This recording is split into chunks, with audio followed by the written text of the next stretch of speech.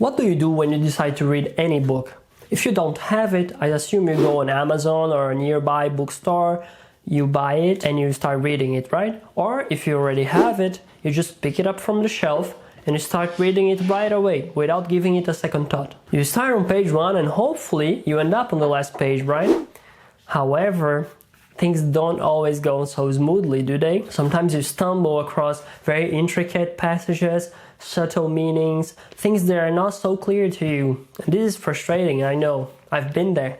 But what if I told you there is a much better way? That there is a simple technique that will take you 10 minutes at most, maybe even 5 minutes, and that will increase your understanding of the books you read considerably. Yes, there is such a thing, and that's what I'm going to show you in this video. And let me be very clear from the beginning. All books, or at least most of them, can be better understood by applying this technique. However, the more easier, straightforward ones, like much of what we have as bestsellers today, will probably derive less value from the application of it to them.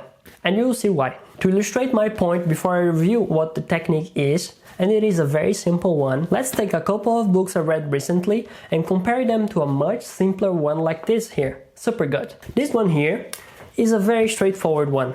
Overall, it is about the health issues that you may have as a consequence of the standard American diet, full of processed foods, sugar, refined carbs, seed oils, refined oils, among other stuff. That together with the unconscious usage of antibiotics and some other factors. And it is also about how you can greatly improve your health overall by simply removing or eliminating bad bacteria in your gut and your upper GI tract and replacing them with good ones that you can cultivate via natural methods. Now tell me something, does it change in any way your comprehension of the book to know that Dr. William Davis was born somewhere, that he married that given person, or that he works in a given place? Not really, right? It may change the credibility you attribute to his words, but not exactly their comprehension, that's what I mean. However, take Dracula for instance. The book is filled with perfect characters, persons with no visible vices. They are selfless, caring for the others, honest, virtuous, open-minded, etc. One could question themselves, is this an honest depiction of a virtuous person? Or is there some hidden criticism to the idealization of virtue in them? Are these characters too good to be true? Are they for real? By the text alone, you could infer that Bram Stoker's words were sincere, but you may not be entirely convinced by them. What about the Animal Farm? Well, it may appear to be obvious for some that the Republic of Animals, the main farm, is a representation of a communist regime, but it may not be the case for others. Some other people may think this is a depiction of a Nazi government, or there is just a representation of some generic totalitarian regime or a dictatorship. How could you deal then with such questions and other more complex ones? The obvious answer of our days is to ask ChatGPT, right? It's simple, fast and easy. If you're here, however, you're probably expecting something else. And you might not be entirely fond of relying on AI for everything that you do. You might even commit the soon-to-be thought crime of willing to have some knowledge of your own. In that case, you may use the wonderfully simple technique that I named, after not a lot of consideration and not very inspired by the muses, author scanning.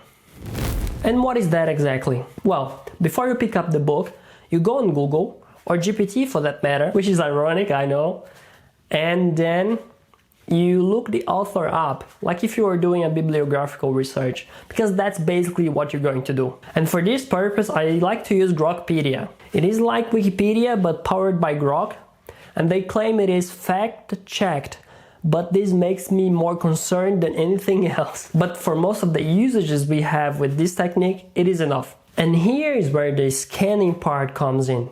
You read about their lives, you read about the author's views on any subjects that you deem important for whatever it is that you're about to read.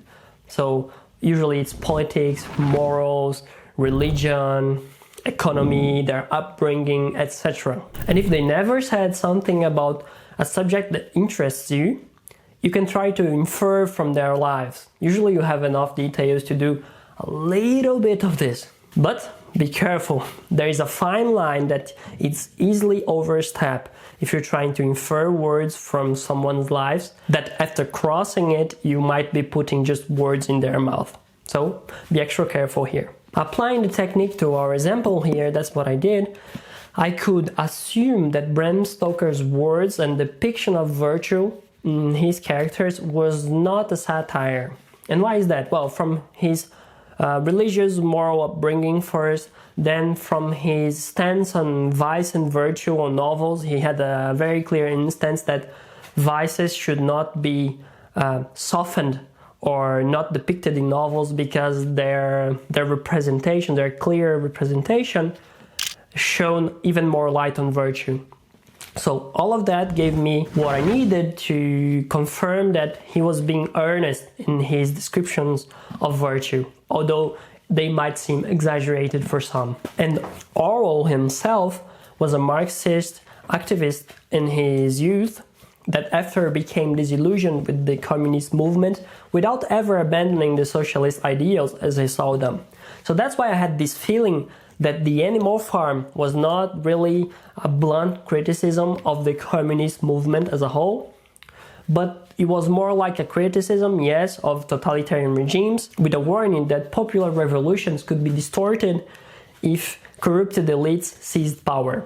Here I'm not agreeing with them, I'm just saying what I understood from the way he puts things in the book. It is almost as if there was an what if in the air somewhere in the book. Hopefully, these examples help you see how spending 5 or 10 minutes scanning the author of a book prior to reading it may give you powerful insight after you finish reading the book. I believe it's always worth it to ask yourself this: if I were the author, what would I have wanted to say by this?